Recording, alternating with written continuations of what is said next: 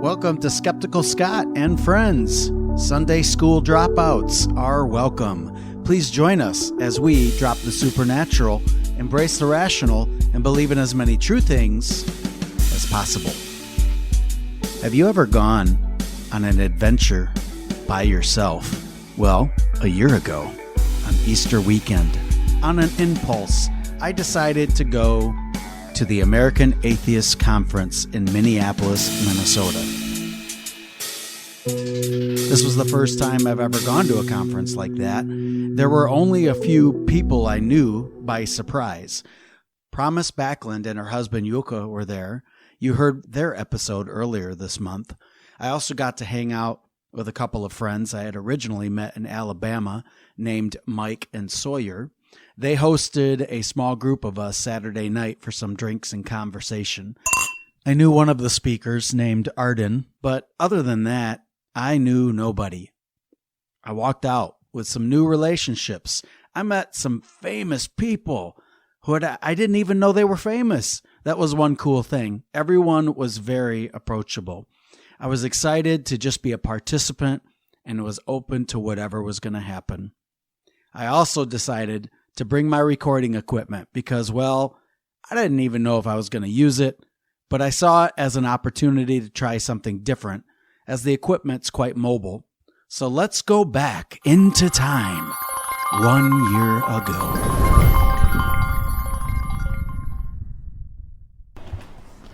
All right. I am at the airport on a Wednesday, heading to gate A12 at the Grand Rapids Airport, heading to Minneapolis for my first official atheist convention. Super excited.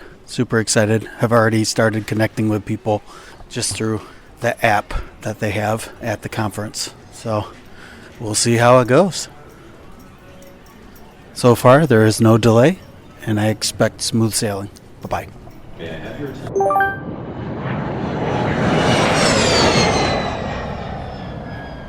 All right. So, hi.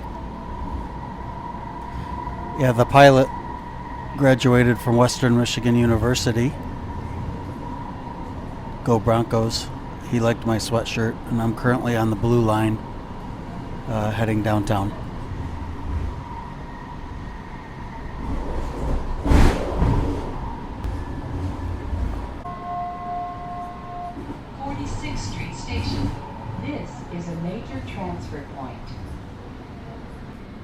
Yeah, it costs only $2, and they'll just be a short walk, about a quarter of a mile, to the Marriott. I've made it. All right, I got off on my downtown, passing the Vikings Stadium.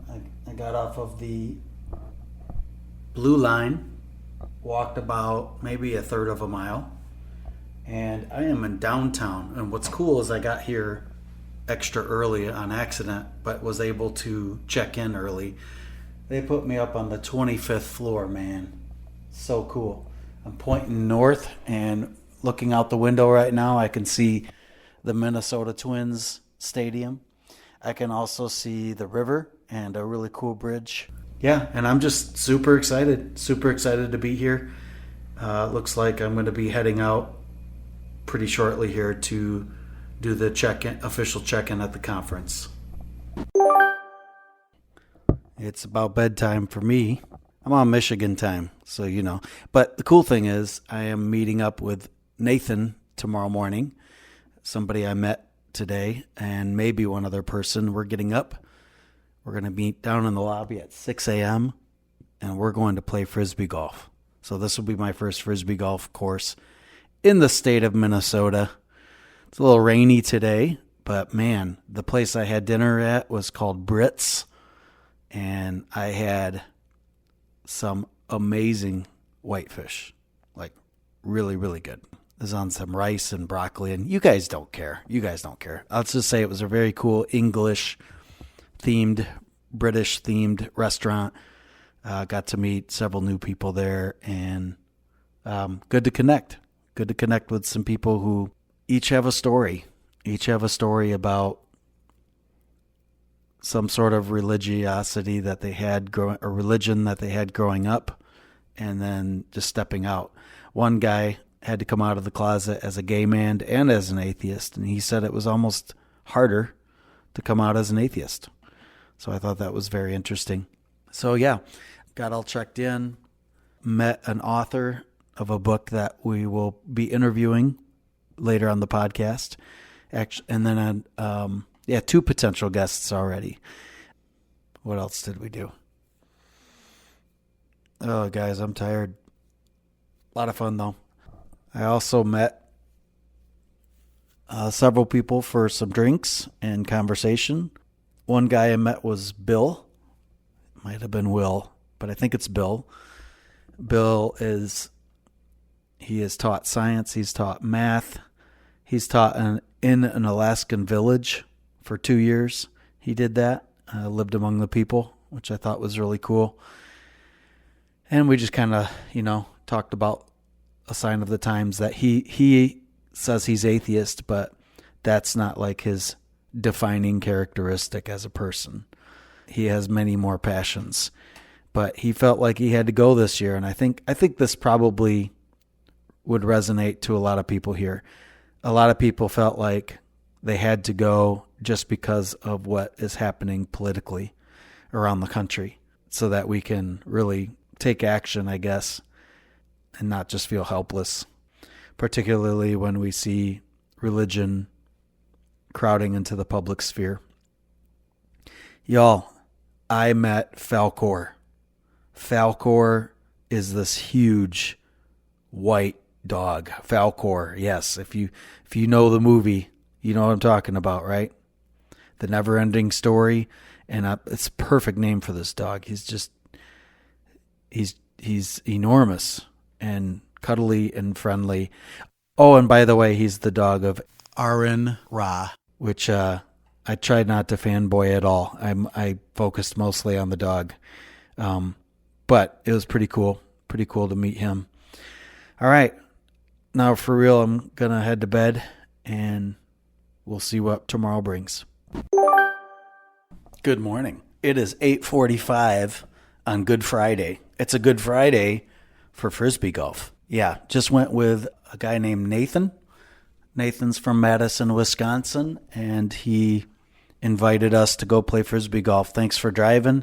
We went to Bassett Creek Park, and it was a good day. I did have one double bogey, which pissed me off, but I also had 3 birdies and 1 other bogey. So, in fact, the last hole I got a bogey on, I almost went in the water. So I'm glad that didn't happen. But really good morning. It's probably about 40 degrees, 16 mile per hour wind from the north, according to my stats here. So anyway, great way to start. I am now headed downstairs, and I feel like it's officially starting with a lot of people. Y'all, it is 12:20 a.m. on what day is it? It's Friday. Well, I guess right now it's Saturday at 12:20 a.m., which is 1:20 a.m. in Michigan time. And man, did I have a blast today. I just got done playing euchre. My euchre partner was Christine. We kicked ass on the first game. And then we got shut out on the second game. But don't worry, because then on the third game, we still lost 10-4. But we tried really hard, and we had a lot of fun. There was a lot of other great things that happened today. But frankly, I'm a little too tired to go through that right now. So I'll get back on tomorrow. Good night. Okay. I just want to say one more thing before I go to bed. Again, I learned a ton of stuff, but I got to kind of process all that. But I don't want to forget this. So a group of us went to dinner, and that was thanks to Dan. Dan from Philly. He set it up, and it ended up being 7 of us. Y'all, the place we ate. I mean, what a perfect restaurant during the Atheist convention. It's called Devil's Advocate. And 3 of us had a special beer called the Evil Twin, from Evil Twin Brewing, and it's called Even More Jesus, an Imperial Stout beer. Very, very good. Food was awesome. The conversation was excellent. So yeah, that's what this has been about so far. It's just connecting with people and hearing each other's stories. I met one of the main organizers tonight named Debbie, and she told me about going to a Catholic school, but then the last 2 years she wasn't allowed in anymore because, she was a thinker, but that she's really spent the last 25 years in this scene doing a lot of organizing and has put on a hell of a conference. It's been great. All right, now for real. 12:30. I'm going to bed. Good night. Good morning. So, man, I went to bed at about 12:30 last night. And damn it, I got up at 4:30. Not on purpose. I was going to get up to go bird watching, but I un-RSVP'd thinking I would need to sleep longer. And I tried to fall back asleep. I did, but it just wasn't working. Must be the Michigan time thing. So I'm going to go ahead and just kind of walk through some of the things we learned yesterday.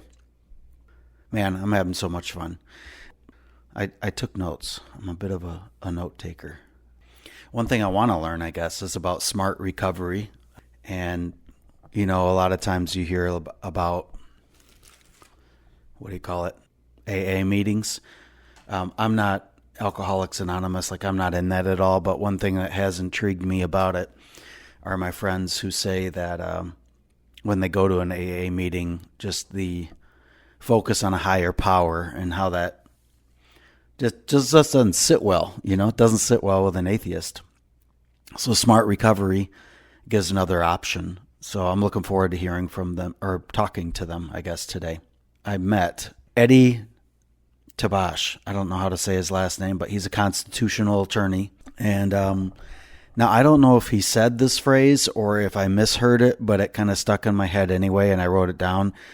I think he was saying separation of church and state, and I heard it as celebration of church and state. And I thought, that's a good way to see it. We're either going to have a separation of church and state or a celebration of church and state if we don't get our act together. He is somebody who has really been on the scene for many, many, many years. He predicted this moment that we're happening in 2025 in terms of the loss of Roe.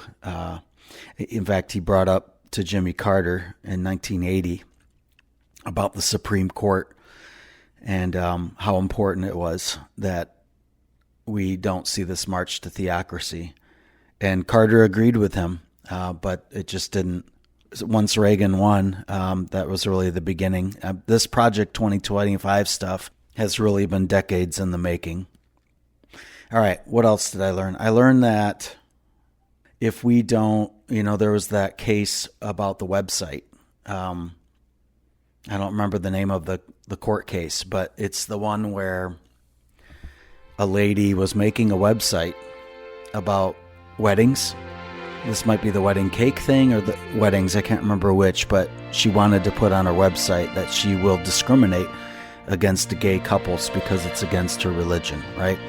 So the question is, hey, does the First Amendment allow disregard of devout atheists or not? And so maybe the cake making doesn't sound like that big of a deal, but I really like the hypothetical I see as being a natural next step. So I want everybody to picture a Mississippi funeral home denying the funeral of a man who was just deceased after learning that he's married to a man and that they don't want to deal with the family. And so that family, in the greatest time of grief, has to find a new funeral 70 miles away. We're not far from that moment, actually. What else did we learn yesterday? This surprised me, that there are 19 states currently counted as voting and passing to convene a constitutional convention. 8 more states have at least one of their houses that have already voted for it, which makes 27.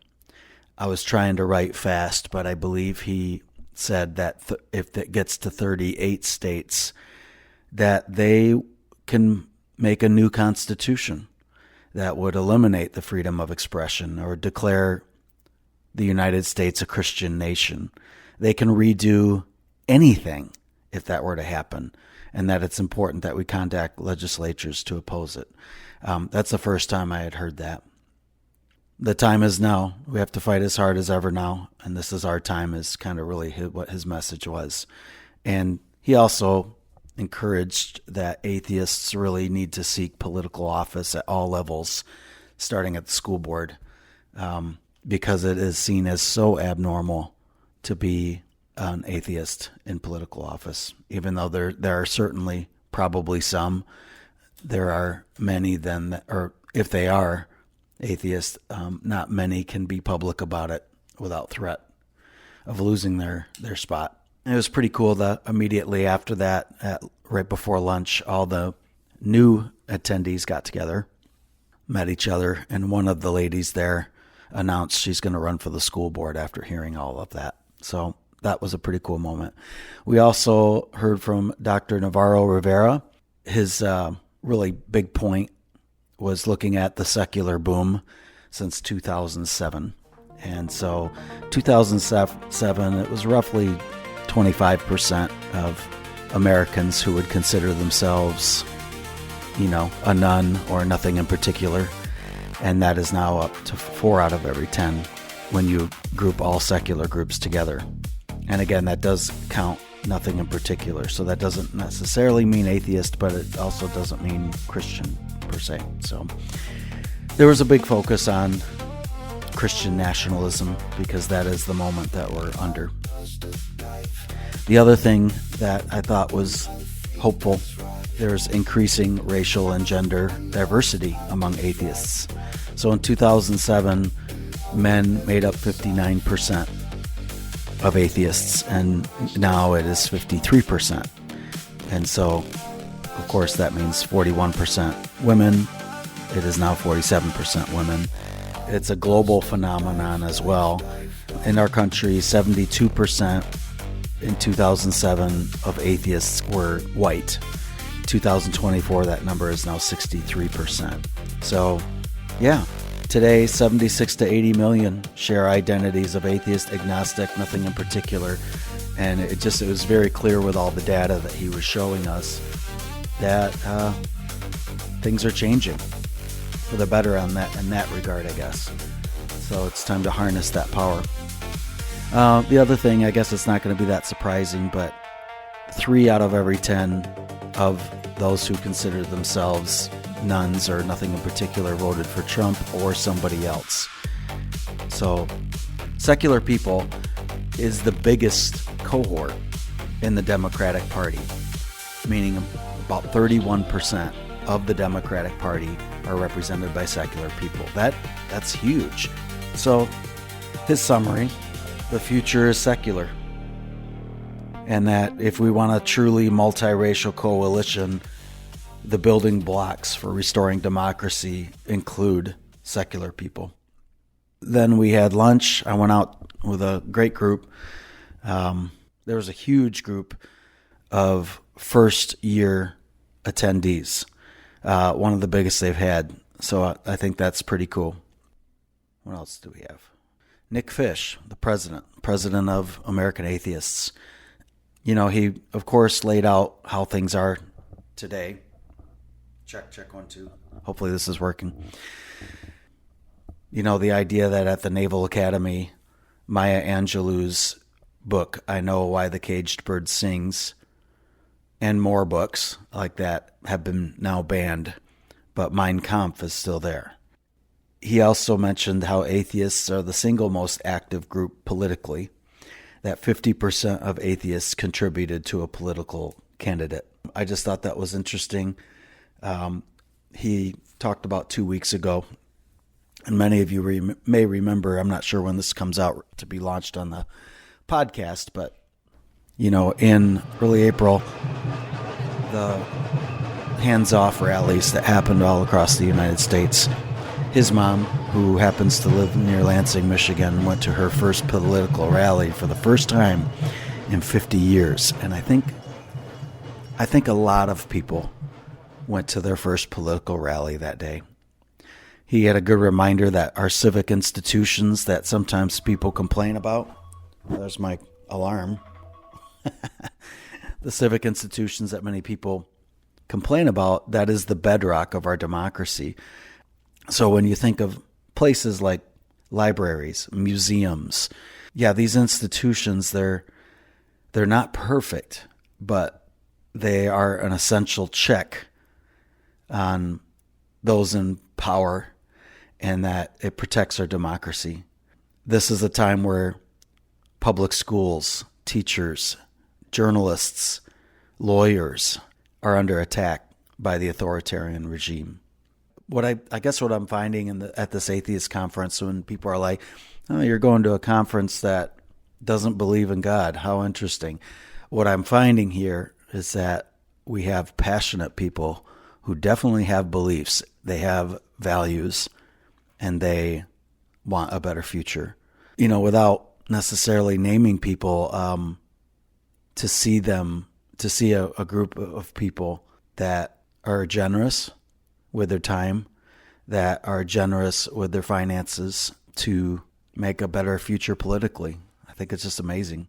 Anyway, collaboration is what's going to help us. Collaboration historically for progress has always been diverse.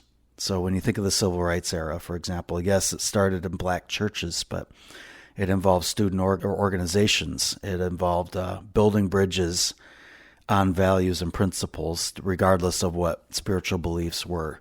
And that was the challenge then, that if we're going to move forward, we had to forge alliances. He pointed back to good historical examples of our founding fathers. So, for example, John Adams, he was a Christian, but definitely stood for the separation of church and state. Thomas Jefferson, famous for his Jefferson Bible, where he took a Bible and with a razor blade, back before copy and paste, he very meticulously cut out words that were magical,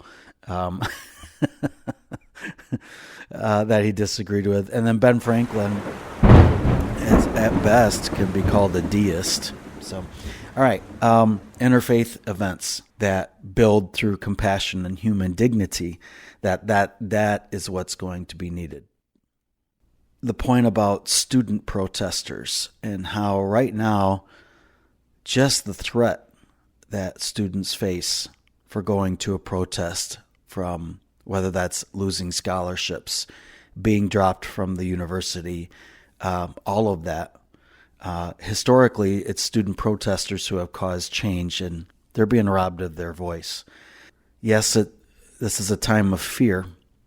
Silence is complicity for the rights being trampled right now, for the rights being taken away. These are real families. This is not some abstract thing. And so it's time to use our voice of conscience. One highlight of the afternoon, we had a Muslim speaker, actually a very famous Muslim speaker, and that would be Keith Ellison, Attorney General of Minnesota, famous for his work in the George Floyd case and prosecuting Chauvin. He is fierce about First Amendment, especially in regard to the compulsion of a particular version of religion. He joined public office on a dare because he was complaining, and someone said, well, you go do something about it. And so he did. He was really good off the cuff. He said, atheists, that when people ask you your beliefs, especially if you're running for office, yes, we need more people to run, but we also need to go ahead and just answer clearly our position, but not in a way that's ugly. So, if someone asks, don't be like, well, that's none of your fucking business. That none of your business is not a good strategy. Social media is also not a good place to draw out comments, because those can be screenshot, those can be shared. And so, ignore the haters pretty much. That we need to be prepared to point to positive atheist examples and not let somebody else control the narratives on what it means to be atheist. When it comes to the teaching of history and the whitewashing of history, really, we need to respond that we are not going to avoid the truth and lessons of history. We won't just embrace one version based on one religious perspective. He also really painted the picture on why conservatives are using the strategy they do. Project 2025 has been long in the making, and the quote I wrote down, chaos is a ladder, that theory, that's the whole flood the zone, terrorize them. We want them to get a little freaked out.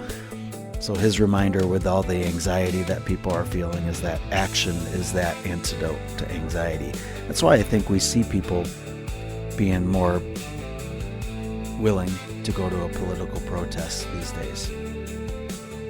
Those of us who are artists, so this is with musicians, this is poets, this could even be podcasters, right?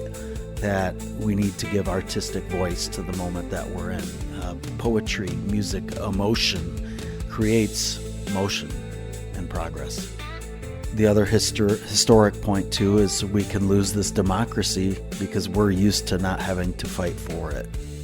His closing is that, pessimism is contagious, but so is hope and so is action to fight back. I think one point that a lot of people understood was to not bid against yourself. Those of us who are a little bit more on the left, I'm not saying everybody on the left, but a lot of us in the middle, I guess I would say, we tend to be a little bit more conciliatory. We don't just make demands. But he says if you start by asking for half of what you want to try to compromise, then you might end up with 20 or 25%. So he said you need to ask for what you want clearly and in the whole, so that the compromise is at least most of what you were hoping for. He also brought up the federal workers and USAID, the USAID, absolutely hurting Minnesota farmers because a lot of that USAID came directly from Minnesota. Canceling USAID has put 20 million African lives at risk because of the needed HIV and AIDS drugs. HIV used to be a death sentence, and now it may be again. And I guess that's it on that. So I don't know if that was interesting to you, but you know what? It helped me kind of remember what the hell I learned yesterday. I am a little bummed that I didn't make it to the bird watching. I even had my binoculars ready, but just couldn't do it. What's on tap for today? Well, I don't think I'm going to tell you what's on tap for today. I think I'm just going to go, and I'll give you the report later. Hey, it's 11:30. I tried to take a nap because I know I need it, but damn it just takes me too long to fall asleep. And so after about 30 minutes, I said, I got to get back out there. This morning, we saw Arden Hart. She does good work. I've seen her on some live shows and whatnot, but to see her speak so eloquently and passionately today for trans rights, what a voice. Her session was called The Guidebook to Transphobia in the Secular Movement because there have been some secular voices that have painted themselves as being skeptical on trans people, whether it's a real thing or not, that kind of deal. I'll admit, for me, it's taken me some time to, I don't know, grasp everything when it comes to the trans movement, and I haven't always been knowledgeable about it, but the last couple of years I've become more passionate about it. Anyway, excellent job. She brought up Richard Dawkins' article that he had wrote, and the title of the article is Race is a Spectrum, Sex is Pretty Damn Binary. And the point I loved what Arden said is whether it is or is not a binary is in itself a binary. And the fact that the title, Sex is Pretty Damn Binary, itself is not binary, that there's room. I guess what I learned is a lot of the research that I didn't know before, and how the goalposts are moved, and just how big of how much the opposing party magnifies this issue in a way that, I don't know, makes it a trend to be anti-trans, while it affects such a minimal percentage of people, whether that's sports, just how much that's been magnified. And I also liked the distinction, of course, between sex and gender, but that how gender, the expression, is very much an internal experience, and the demand for some kind of external proof of that internal experience is laughable. When people say, I'm hungry, they are not needing to validate that internal experience with external proof of eating a bunch of hamburgers or something, right? Or if I say, I'm feeling pain, you don't need to display that external proof. There's a claim that trans is trendy. So I think there was a British research from 2000 to 2010. The claim is that, the increase of trans people have gone up 4,000%. What that means in hard numbers is from 97 to 2,510, we are still talking about 0.2% of the whole British population. And I think, between 2000 and 2010, there have been more voices. But the claim that, or the fear that trans is some kind of cult, when it's 0.2% of this particular population, I loved Arden's point that, is this the real cult we should be concerned about? What's the cult that is more impacting of a lot of people right now? And I'm not even just talking about religion, but how about the cult of Trump? I think it's real important to question what you know. So before you leave this podcast, it's the skeptic of the show. Today's skeptic is Matilda Miller, who also goes by Mama Mephistopheles. I hope I pronounced that right. What I appreciate about her is she is politically active. You will find her testifying in front of our government leaders for the rights of the marginalized. She has spoken against destructive legislation, such as the push for conversion therapy and other ways politicians enable child abuse. Check our show notes for her Linktree to hear more.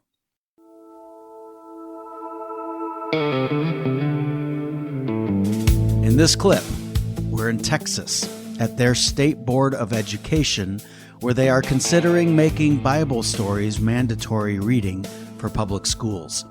At this point in the audio, they had been 5 hours into the hearing. Matilda explained that there were lots of people, including current and former educators, who testified about the constitutionality and the burdens the reading list would put on teachers. She chose to adjust her testimony on the fly to hit on points she felt were not as well covered by the other testifiers, and that, quote, those folks deserve credit for talking about all of the other issues with the reading list. So here we go. Your religion is not special, and you are not special for believing it. Your book has no authority over anyone except yourself. Between this mandatory reading list and the bills passed last year, like SB 965, which would allow a teacher to preach these stories as if they were fact, it is clear that a special level of arrogance is infesting the Texas government, because it does take a truly special level of self-delusion to think that you are so star-spangled special that your preferred interpretation of your preferred translation of your preferred unsubstantiated, unproven, unfalsifiable claim is correct to the point that you think you have the right to indoctrinate indoctrinate the next generation with it. This is clearly a Christian supremacist agenda, if not evidenced enough by the fact that no other religions are on this list, then by the fact that you've had a parade of Christian supremacists at this podium openly stating that they believe their faith system is superior, supporting this list.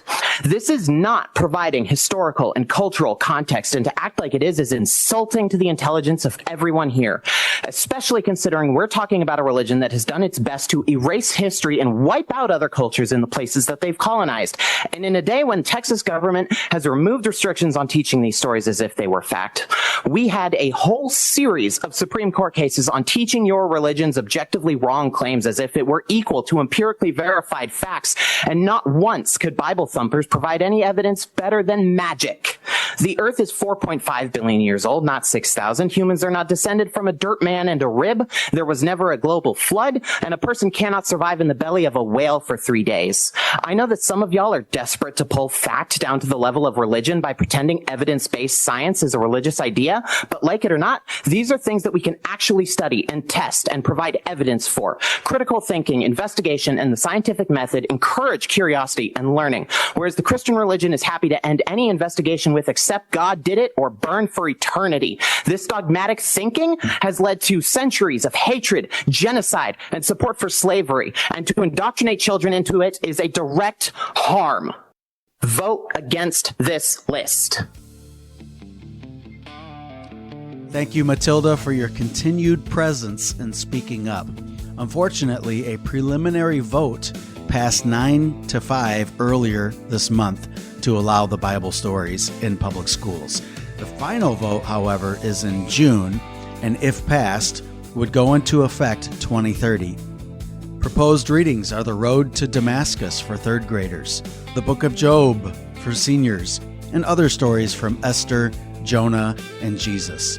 Listeners, let's join Matilda and the millions of others who think infusing the Bible into public school learning materials is against our Constitution.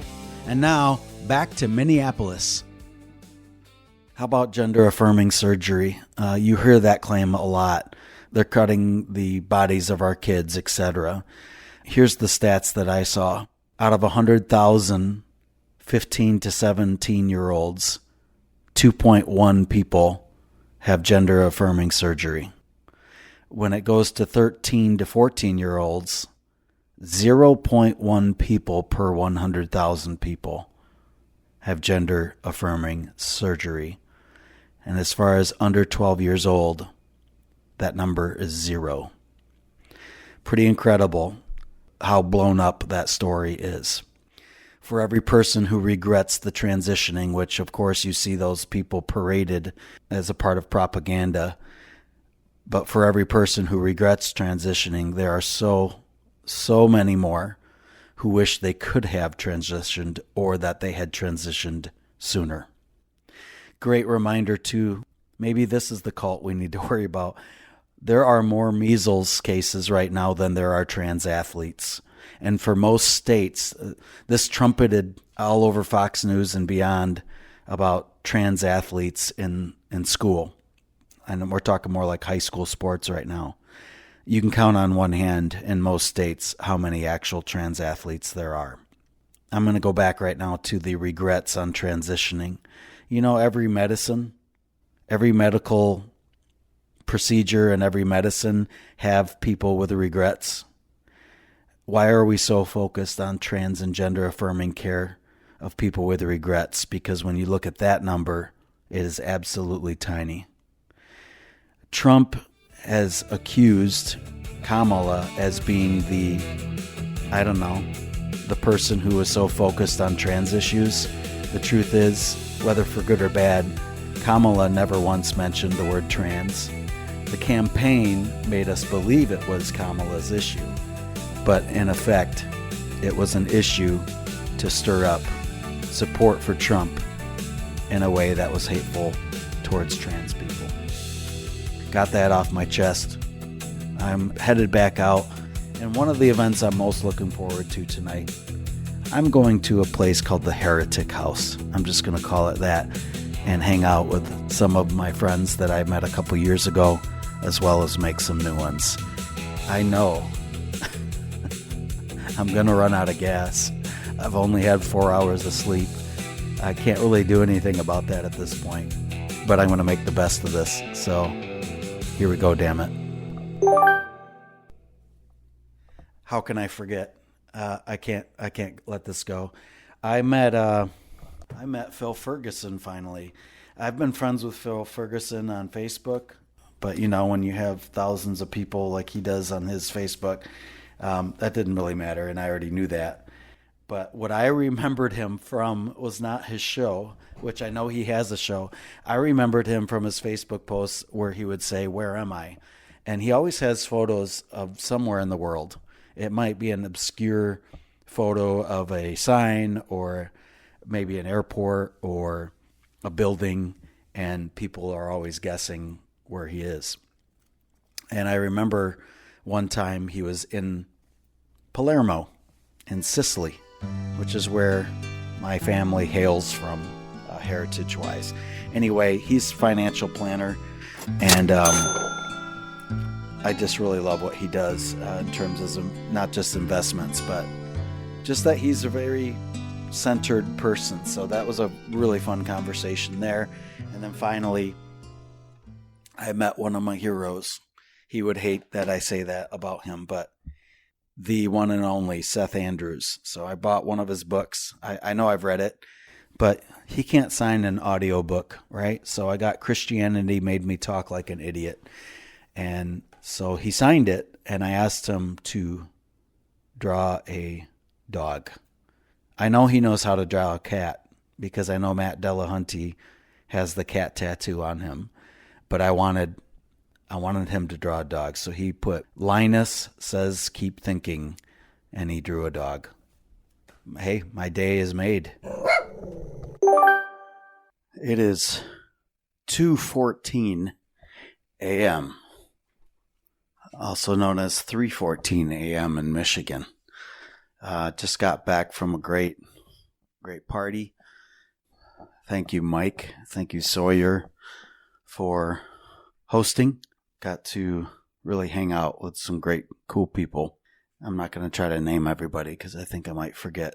What I really appreciated was everyone's story. Appreciation for science. Appreciation for bringing people together versus just making people feel stupid. So for people in our friends group, family, or even the people we don't agree with, there's a lot we can connect on. And if we just remain open to conversation and asking questions, then we can provide a space to understand people.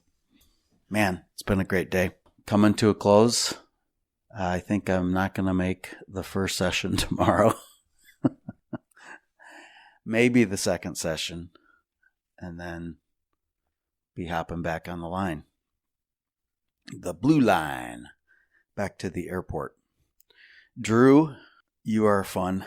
Thank you for being a connector of people. Thank you for driving us to the party. My new Wisconsin friends. Another set of twins. My euchre partner, Christine, and Madeline, or Maddie, who is always clubbing to beat me in euchre. She kept calling clubs and kept winning. Thank you for what you do in the science world and in the school world for social work. Thanks for the beer.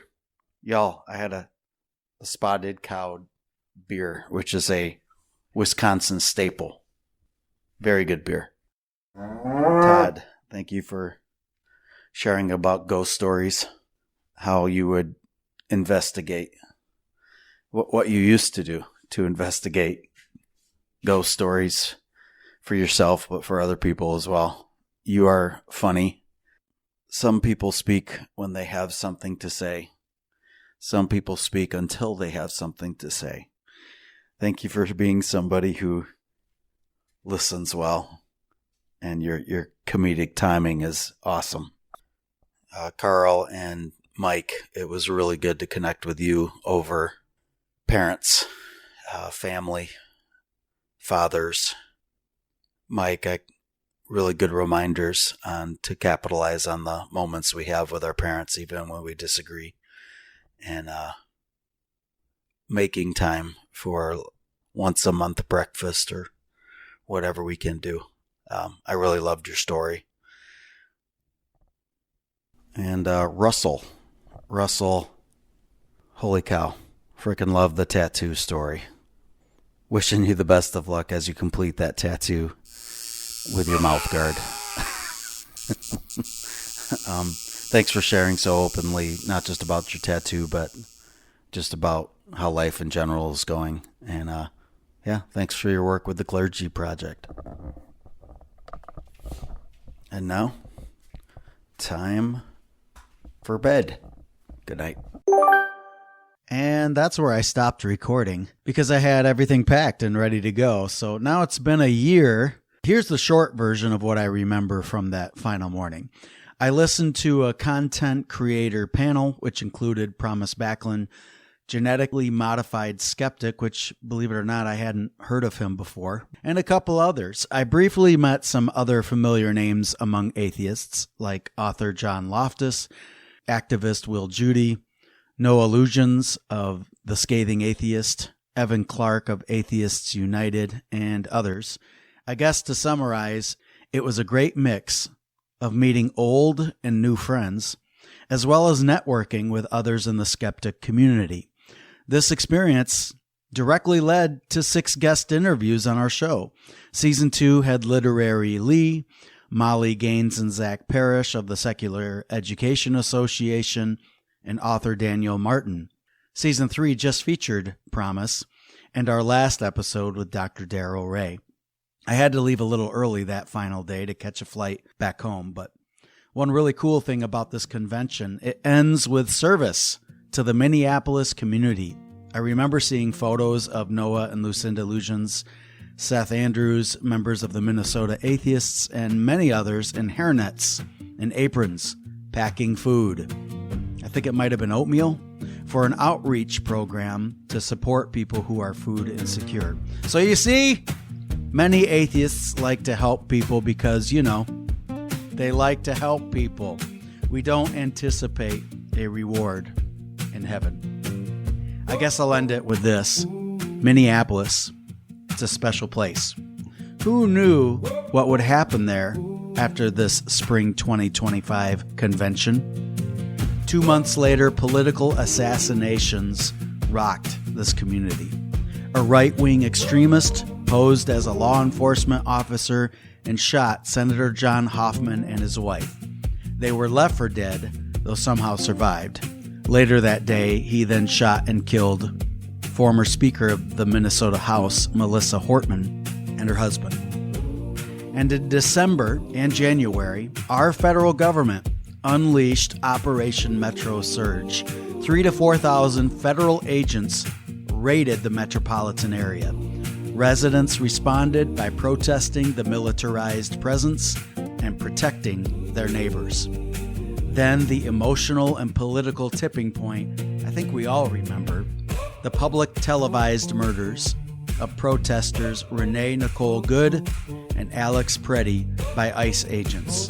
I will never forget seeing tens of thousands march in the streets of Minneapolis, even with wind chills of -20 to -30 below. This sparked hundreds of ICE-out protests nationwide, including here in my community of Grand Rapids, Michigan.